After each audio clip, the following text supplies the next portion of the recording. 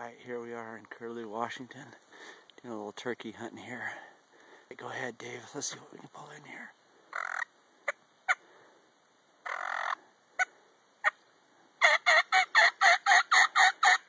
Dave, what is that?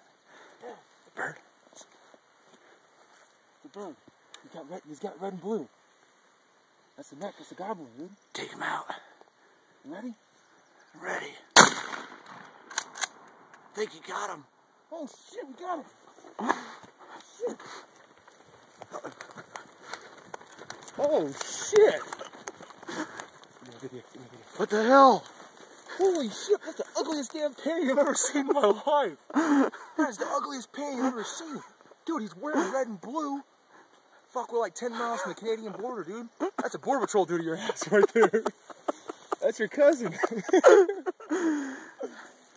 Well, there you go. One down. We're sunny. I love my tag. We're #1. Don't wear red and blue during turkey season. Bad news.